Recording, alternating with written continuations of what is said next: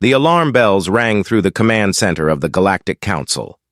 Admiral Zethkar of the Vorthon Empire walked slowly to the center of the room. His blue skin looked pale under the bright lights. The other alien leaders sat in their chairs, waiting to hear bad news. They all knew why he was here. 3 more systems have fallen, Admiral Zethkar said. His voice was quiet, but everyone could hear him clearly. The human ship struck again. Just like before, it came from nowhere. It destroyed our fleets and then disappeared. Our sensors never saw it coming. Our weapons never touched it. The room became very quiet. Nobody wanted to speak first. They had all heard the stories about this mysterious human ship. Some said it was just one vessel. Others believed it was an entire fleet that could turn invisible. But everyone agreed on one thing. It was the most dangerous ship in the galaxy. "What do we call this ship?" asked Commander Veltar from the Zephyrian Navy. His green eyes showed fear that he tried to hide. "The humans call it the Phantom's Edge," Admiral Zethkar replied. "Our intelligence reports say it has only 100 crew members. 100 humans against the entire Galactic Council, and they are winning."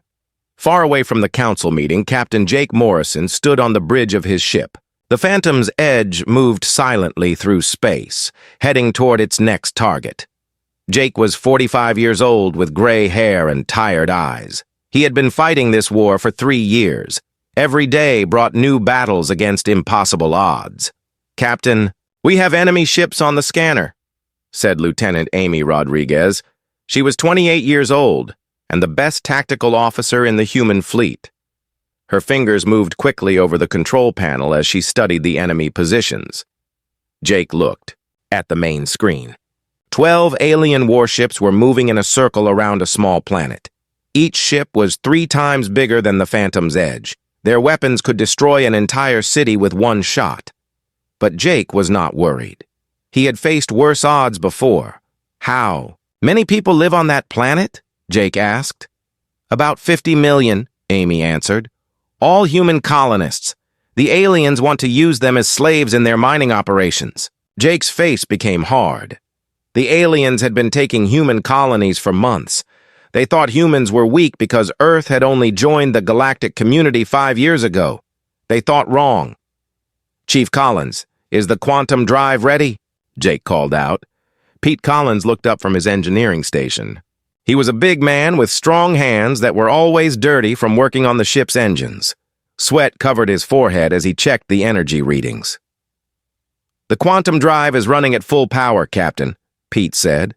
"But I have to warn you, we have been using it a lot lately. The exotic matter containers are getting low.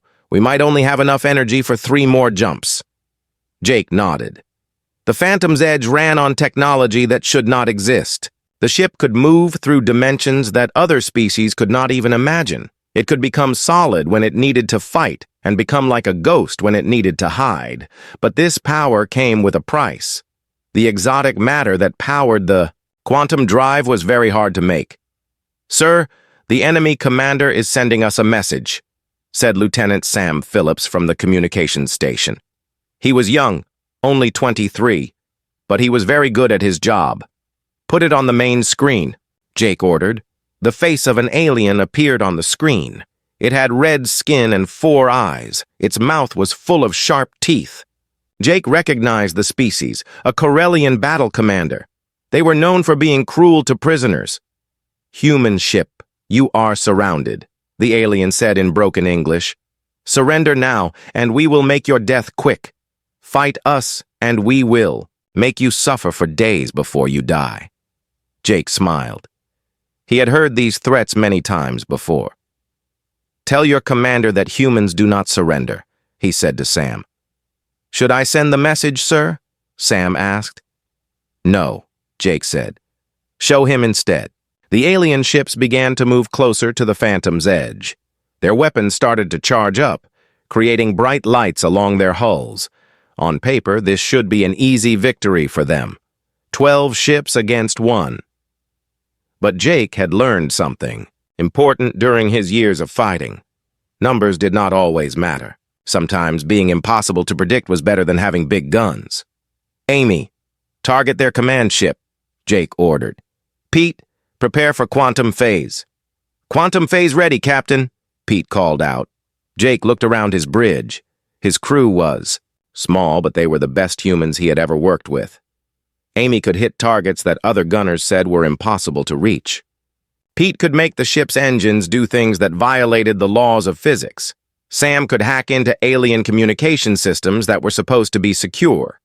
And Carol Young, his navigation officer, could plot courses through space that should not exist. Carol, take us into the quantum layer, Jake said. Carol's hands moved over her controls. She was 31 years old and had been flying ships since she was 16. Her family had been space traders before the war started. She knew space better than anyone Jake had ever met. Entering quantum phase in 3, 2, 1, Carol announced. The Phantom's edge began to change. The solid metal of the ship became like mist. The bright lights of the bridge became dim and strange. Outside the windows, space itself looked different. The stars were still there, but they seemed to move and dance in ways that hurt to watch. The alien ships on the scanner began to fire at where the Phantom's edge had been. Their powerful weapons hit empty space. Energy beams and missiles passed through the area where the human ship should be, but there was nothing there to hit. They cannot see us now, Amy reported. Their sensors show empty space. Jake felt the familiar feeling of existing between dimensions. It was like being underwater and flying at the same time. The quantum layer was where the Phantom's edge became truly dangerous. Here, the ship could move in directions that did not exist in normal space. It could strike from angles that alien minds could not understand. Take us behind their command ship, Jake ordered. Stay in the quantum layer until we are in position. The Phantom's edge moved through impossible space, sliding between dimensions like a shark through water. The alien ships continued to fire at shadows, not knowing that death was moving silently around them. In a few minutes, they would learn why the Phantom's edge was the most feared ship in the galaxy. Jake looked at his crew one more time. They were ready. It was time to show the aliens what humans could do when they stopped following the rules. The Defiance moved through space like a ghost, invisible to the hundreds of alien warships that surrounded it. Captain Hayes gripped his chair as they passed between two massive Zephyrian vessels. Each enemy ship was large enough to hold his entire vessel in its cargo bay. Distance to Formation Center? Hayes asked quietly. 2,000 kilometers, Nick Davis replied, his voice barely a whisper. Even though the aliens couldn't hear them, everyone on the bridge spoke softly. The tension was thick enough to cut with a knife.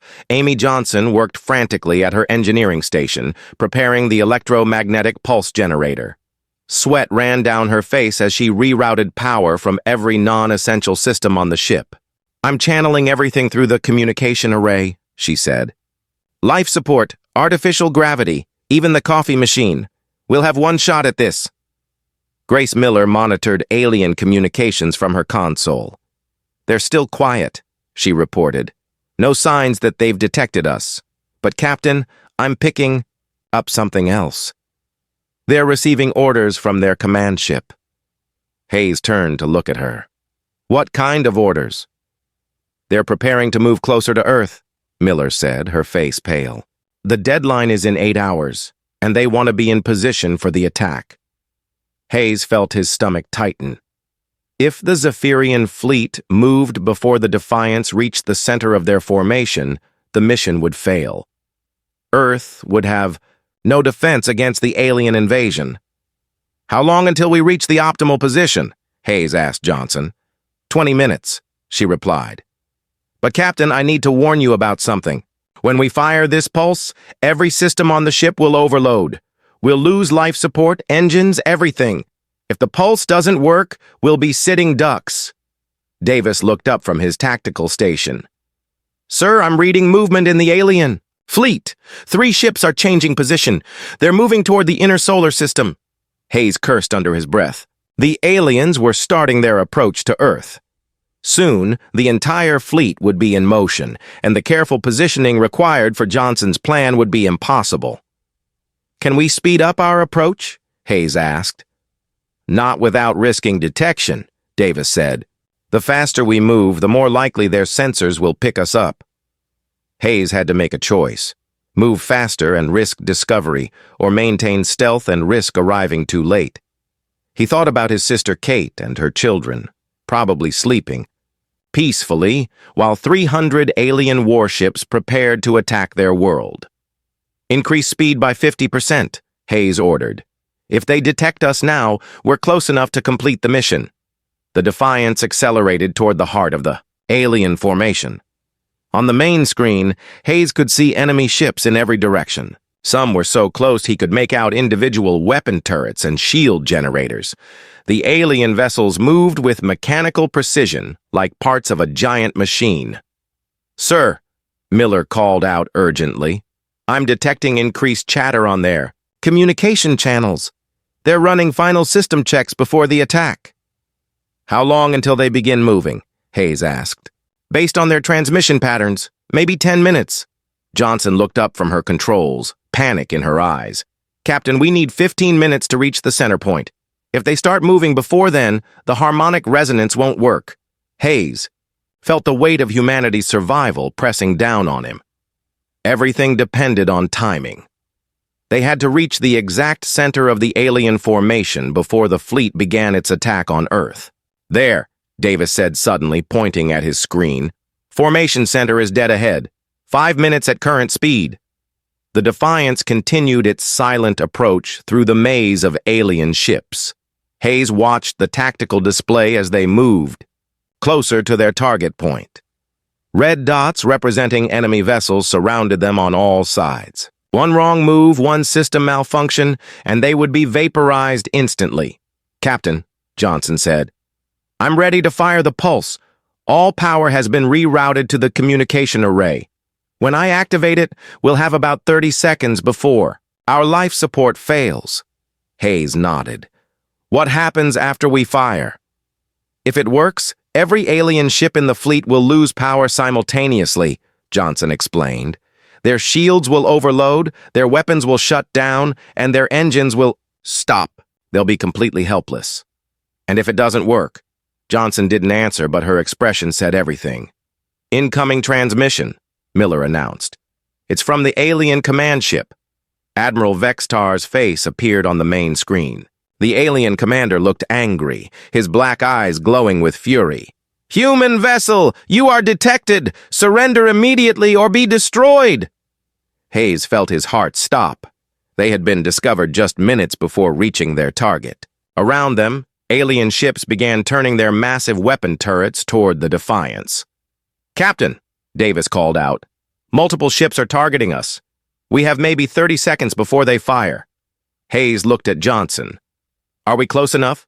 Johnson checked her calculations one final time. "We're 500 meters off the optimal position, but it should still work. The resonance might be slightly weaker, but it should cascade through their network." "Do it," Hayes ordered. Johnson's hands flew over her controls. "Firing electromagnetic pulse in 3, 2, 1. The Defiance shuddered as every system on the ship overloaded simultaneously. The lights went out, the artificial gravity failed, and the air recycling system stopped working. But from the communication array, an invisible wave of electromagnetic energy rippled outward at the speed of light. Hayes floated in zero gravity, watching his crew work by emergency lighting. Around them, the alien ships continued to charge their weapons. For a moment, nothing seemed to happen. Then, one by one, the Zephyrian vessels began to go dark. The pulse hit the nearest ships first, causing their shields to overload in brilliant flashes of light. The energy feedback cascaded through their synchronized network, jumping from ship to ship like a chain reaction. Within seconds, the overload reached vessels thousands of kilometers away. Hayes watched in amazement as the massive alien fleet died around them. Warships that had seemed invincible moments before now floated helplessly in space, their weapons silent and their engines cold. Emergency lights flickered on alien bridges as crews tried desperately to restore power. "My God," Miller whispered, her voice filled with wonder. "It worked! It actually worked!" 300 enemy ships, the entire Zephyrian invasion fleet, had been disabled by one small human vessel. Hayes felt tears in his eyes as he realized what they had accomplished. Against impossible odds, 4 people had saved the human race. Davis managed to get the communication system working on backup power. "Captain, I'm receiving a transmission from the alien command ship." Admiral Vextar appeared on the screen again, but this time his expression was very different. The arrogant commander looked shocked and confused, surrounded by darkened control panels and flickering lights. "This is impossible," the alien said, his voice barely a whisper. "How did you do this?" Hayes smiled, despite the fact that his own ship was barely functional. "We're human," he said simply. "We don't give up." The Defiance floated in the middle of the disabled alien fleet, its crew alive and humanity safe. In the distance, Earth continued to orbit the sun, unaware that the greatest threat in its history had just been defeated by 4 people who refused to accept the impossible. 3 weeks after the attack on Zeta Prime, something unexpected began to happen across the galaxy. On distant worlds where alien empires ruled with iron fists, people started to whisper stories about the human ghost ship. Workers in the mines of Corellian Prime spoke quietly about the vessel that appeared from nowhere. Slaves on the factory worlds of the Vorthan Empire drew pictures of the ship on their prison walls. Intelligence Officer Ryan Clark sat in his small office aboard the Phantom's Edge, reading reports that came from across known space. Ryan was 39 years old and had worked in military intelligence for 15 years. He had seen many strange things during wartime, but nothing like this. "Captain, you need to see these reports," Ryan said as Jake Morrison entered the intelligence center. "People are claiming to have seen our ship in places we have never been." Jake looked at the data on Ryan's screens. There were reports from 40 different star systems. Miners on Cygnia 7 said the Phantom's Edge had chased away alien tax. Collectors, farmers on Kepler Prime claimed the ship had destroyed a hegemony patrol that was stealing their crops. Factory workers on New Geneva reported that the vessel had appeared in their skies for exactly 1 minute before vanishing. "We have never been to any of these worlds," Jake said. "How can people be seeing us there?" Ryan pointed to one particular report. "This one is interesting, sir. On Rho Centauri, the local resistance fighters painted our ship's image on the side of a mountain. The painting is 300 feet tall. They say it gives them hope that someone is fighting back against the empires." Dr. Melissa Grant joined them in the Intelligence Center. She had been studying the quantum effects of their recent missions. Her research showed results that should have been impossible, even for the Phantom's Edge. "I think I know what is happening," Melissa said. "Every time we phase through quantum space, we leave traces of our existence across multiple dimensions. These traces might be appearing as visual echoes in normal space." Jake tried to understand what she meant. "Are you saying the ship is creating copies of itself?" "Not copies exactly," Melissa explained. "More like shadows or memories. The quantum field remembers that we were there, even if we never actually visited those places. The ship has become so connected to quantum space that it exists in probability as much as reality." This was troubling news for the galactic hegemony. Their leaders had hoped that finding and destroying one ship would end the rebellion. But now reports of the Phantom's Edge were coming from everywhere.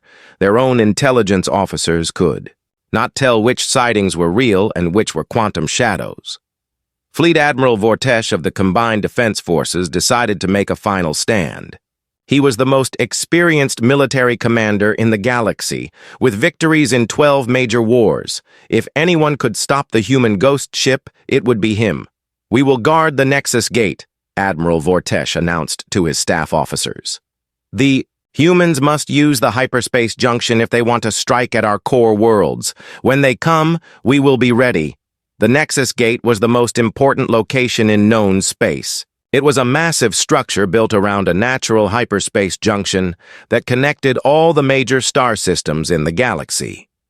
Control of the gate meant control of galactic trade and communication. It was defended by 200 of the most powerful warships ever built. Captain Morrison received intelligence about the Nexus Gate defenses from Lieutenant Sam Phillips. The communications officer had been monitoring enemy transmissions for weeks, trying to understand their strategy. They have positioned their entire reserve fleet at the gate, Sam reported. Every ship is a capital-class vessel with heavy shields and weapons. They think we will have to attack them directly if we want to reach the core systems. Jake studied the tactical information. Admiral Vortesh was a smart commander. He had chosen the one place where the Phantom's edge would have to fight a conventional battle, or so he thought. Carol, what do you know about the quantum structure of hyperspace junctions? Jake asked his navigation officer. Carol Young had been studying stellar mechanics since she was a child. Her family had been space traders for generations. She understood the hidden currents of space better than most scientists. Hyperspace junctions are places where normal space becomes thin, Carol explained. Multiple dimensions touch each other at these points. That is why ships can jump between star systems there. What would happen if someone could enter the quantum substrate of the junction itself? Jake asked. Carol's eyes widened as she understood what he was thinking. They could appear anywhere in the gate network simultaneously. It would be like being inside the galaxy's nervous system. Dr. Melissa Grant checked her quantum calculations. The idea was incredibly dangerous. If something went wrong, the Phantom's edge could be scattered across 1,000 different dimensions. But if it worked, they could strike at every point in the Nexus Gate at the same time. The ship might be able to handle it, Melissa said slowly. But we would be pushing quantum phase technology beyond anything we have ever attempted. The crew could experience severe temporal displacement. Jake looked around at his officers. They had followed him through 3 months of impossible battles. They had trusted him when he asked them to break the laws of physics. Now he was asking them to risk their very existence on one final gamble. "What do you think?" Jake asked his crew. Chief Engineer Pete Collins spoke first. "The ship wants to—" "Try it, sir." "I can feel the quantum matrices getting excited when we talk about this plan." Lieutenant Amy Rodriguez nodded. "The enemy fleet is too big to fight with conventional tactics. This might be our only chance." Lieutenant Jennifer Stone, the weapons officer, checked her targeting systems. She was 26 years old and had the fastest reflexes on the ship. "If we can manifest multiple instances of ourselves, I can coordinate attacks from every angle simultaneously." Jake made his decision. "Set course for the Nexus Gate. We are going to show the galaxy what happens when humans stop playing by the rules." The Phantom's edge began its final approach to the most heavily defended position in known space. Behind them, they left a trail of quantum echoes that would continue to appear across the galaxy for years to come. Ahead of them waited 200 alien warships commanded by the best admiral in the hegemony fleet. It was time to become a legend that would never die. 6 months before the Phantom's Edge became the most feared ship in the galaxy, Admiral Lisa Carter stood in front of the United Earth Defense Council. The meeting room was deep underground, hidden beneath the mountains of Colorado. The walls were thick metal that could survive a nuclear bomb. But even here, people were afraid. "We are losing the war," Admiral Carter said to the 12 council members. Her voice was calm, but her eyes showed the truth. Humanity was in serious trouble. "The galactic hegemony has destroyed 40% of our colonies. Their fleets are bigger and stronger than anything we can build. If we keep fighting the same way, Earth will fall within 1 year." Senator Robert Blake from the North American Federation shook his head. He was an old man who had fought in 3 wars, but he had never seen anything like this. "What are you suggesting, Admiral?" "We cannot build ships fast enough to match their numbers. Our weapons are too weak. Our shields break too easily." Admiral Carter walked to the large screen at the front of the room. Pictures of destroyed human ships filled the display. Brave crews who had died fighting enemies they could not defeat. "I am suggesting we stop trying to fight like them," she said. "We need to become something they cannot understand." In another part of the underground base, Dr. Kevin Wright was working in his laboratory. He was the head of the Prometheus Research Division, the most secret science project in human history.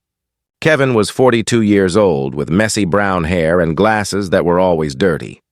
He had been working without sleep for 3 days straight. The laboratory was full of strange machines that hummed and sparked with energy. In the center of the room was a small metal box that seemed to glow with its own light. This box contained the most important discovery in human history. It was also the most dangerous. "Computer, run test number 407, Kevin said. A robotic voice answered. "Test beginning. Quantum field generators online. Consciousness interface active." Kevin put his hand on a metal plate connected to the glowing box. Immediately, he felt something strange happen in his mind. The world around him seemed to become less solid. The walls of the laboratory looked like they were made of mist. The machines appeared to exist in several places at the same time. "Incredible," Kevin whispered. "The human brain can actually change quantum fields just by thinking about them." This was the discovery that would change everything. For millions of years, alien species had used logic and mathematics to build their technology. They followed the rules of physics exactly, but humans were different. Human minds could make the impossible become possible just by believing it could happen. 3 weeks later, Admiral Carter brought Kevin to meet the council members. The scientist looked nervous as he carried a small briefcase into the secure meeting room. Inside the briefcase were plans for something that had never existed before. "Gentlemen, Dr. Wright has discovered something remarkable," Admiral Carter said. "Kevin, please explain what you have found." Kevin opened his briefcase and pulled out a small device. It looked like a metal ball with wires sticking out of it. "This is a quantum consciousness matrix," he said. "It allows human thoughts to control matter at the smallest level. Other species cannot do this because their minds work differently than ours." "What does that mean in simple terms?" asked Senator Maria Gonzalez from the South American Union. Kevin smiled for the first time in weeks. "It means we can build a ship that exists and does not exist at the same time. A ship that can be in 2 places at once. A ship that can ignore the laws of physics when it needs to." The council members looked at each other with confusion and hope. This sounded like magic, not science. But they were desperate enough to try anything. "How long would it take to build such a ship?" Admiral Carter asked. 6 months, Kevin replied. "But we would need to work in complete secrecy. If the aliens discover what we are doing, they will attack Earth immediately." The vote was unanimous. Project Phantom would begin immediately. Pop A. Secret shipyards of Titan became the birthplace of the impossible. Thousands of workers labored day and night to build something that should not exist. The ship they created looked normal from the outside, but inside it was filled with quantum consciousness matrices that responded to human thoughts and emotions. Captain Jake Morrison was chosen to command the new vessel because of his unique mind. Military psychologists had discovered that Jake could think in ways that confused even other humans. His brain patterns were perfect for controlling quantum technology. On the day the Phantom's Edge was completed, Jake walked onto the bridge for the first time. The moment his feet touched the metal floor, something amazing happened. The ship seemed to wake up.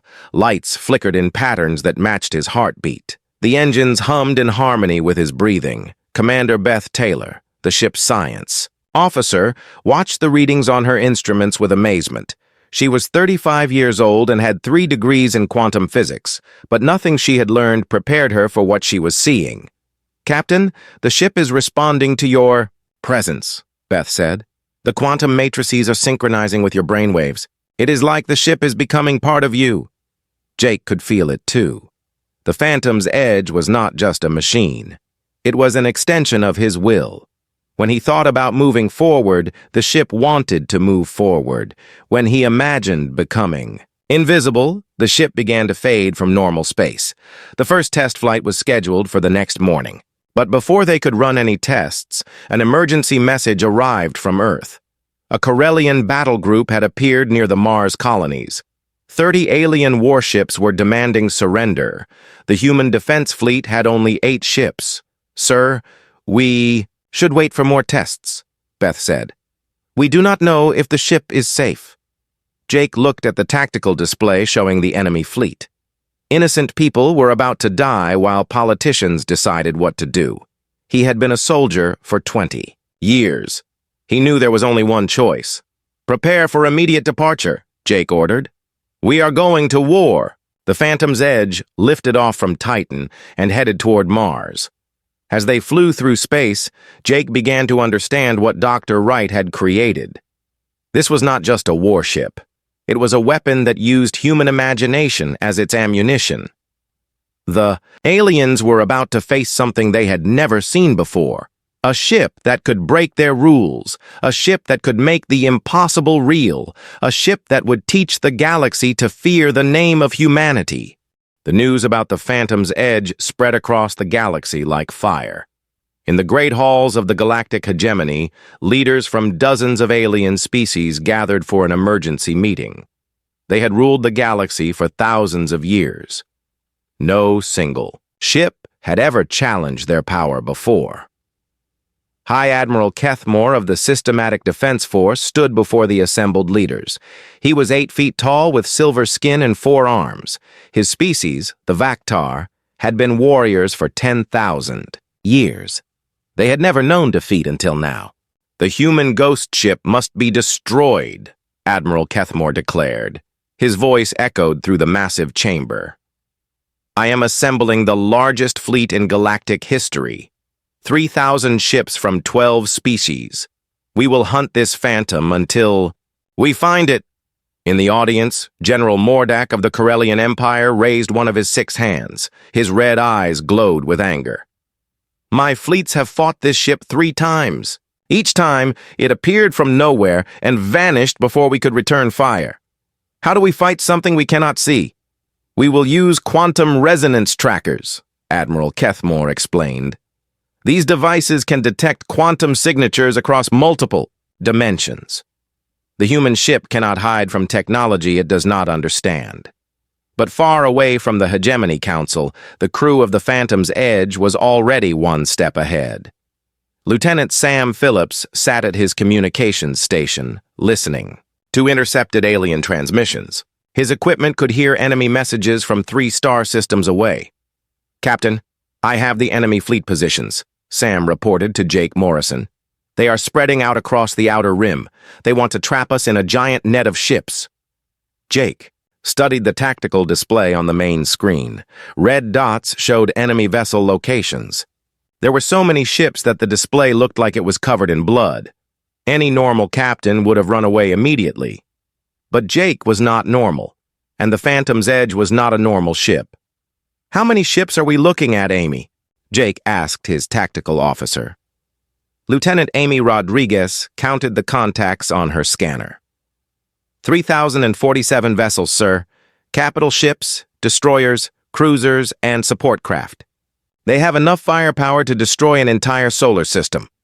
Jake walked to the front of the bridge and looked out at the stars. Somewhere out there, the largest military force in galactic history was hunting his ship. Most people would call this an impossible situation. Jake called it an opportunity. "Carol, plot a course to the enemy supply depot at Zeta Prime," Jake ordered. Navigation Officer Carol Young looked up from her station with surprise. "Sir, that is behind enemy lines. The depot is defended by 200 ships." "Exactly," Jake said with a smile. "They expect us to run away from their main fleet. They do not expect us to attack their most important supply base." Chief Engineer Pete Collins emerged from the quantum drive chamber. His uniform was covered in strange blue energy that came from working with exotic matter. Captain, the quantum systems are ready for extended operations. But I have to warn you about something. The longer we stay in quantum phase, the stranger things get. What do you mean? Jake asked. Pete wiped sweat from his forehead. The ship is learning, sir. Every time we phase between dimensions, it gets better at existing in impossible states. Sometimes I think it knows what we want to do before we decide to do it. Dr. Melissa Grant, the ship's quantum physicist, joined the conversation. She was 33 years old and had been studying impossible science her entire life. But the Phantom's Edge taught her something new every day. Pete is right, Captain, Melissa said. Human creativity is allowing the ship to access quantum states that should not exist. We are not just breaking the laws of physics. We are rewriting them. Jake nodded. He had felt the ship changing, too. Sometimes, when he gave an order, the ship had already started to obey before he spoke. It was like the vessel could read his mind. Or maybe his mind was becoming part of the ship. Take us to Zeta Prime, Jake ordered. It is time to begin the hunt. The Phantom's Edge dropped into quantum phase and disappeared from normal space. To any observer, the ship simply stopped existing. But Jake and his crew could see everything around them through the quantum layer. Stars looked like flowing rivers of light. Planets appeared as glowing spheres of possibility, and enemy ships showed up as dark shadows against the bright background of space. The journey to Zeta Prime took 6 hours. When they arrived, they found the supply depot exactly as intelligence reports had described. It was a massive space station surrounded by defensive platforms and patrol ships. Thousands of alien workers moved supplies and weapons to the hunting fleets. Scanning the target now, Amy reported. The station has heavy shields and point defense systems. The defending ships are all cruiser class or larger. This will not be easy. Jake studied the enemy positions. The aliens had built their defenses to stop conventional attacks. Ships that had to exist in normal space. Ships that followed predictable flight paths. Ships that obeyed the laws of physics. The Phantom's Edge was none of those things. Melissa, can we phase individual weapons into normal space while keeping the ship in quantum layer? Jake asked. The scientist checked her calculations on the quantum matrix display. Theoretically, yes. We could fire from inside the quantum layer and the weapons would materialize just before impact. The enemy would never see the shots coming. Do it, Jake ordered. The attack on Zeta Prime lasted exactly 11 minutes. The Phantom's Edge fired weapons that appeared from empty space. Quantum torpedoes materialized inside enemy ships and exploded from within. Energy beams struck targets from angles that could not exist in normal geometry. The supply depot was destroyed. The defending ships were scattered across 3 star systems, and the Phantom's Edge vanished without taking a single hit. When news of the attack reached the hegemony fleet, panic began to spread. The human ghost ship had struck at the heart of their operation. It had proven that nowhere was safe from its impossible attacks. Admiral Kethmore stared at the reports with growing fear. His hunters had become the hunted. The galaxy's most powerful military force was being terrorized by a single human ship that should not exist. The month that followed would be remembered as the time when the impossible became routine.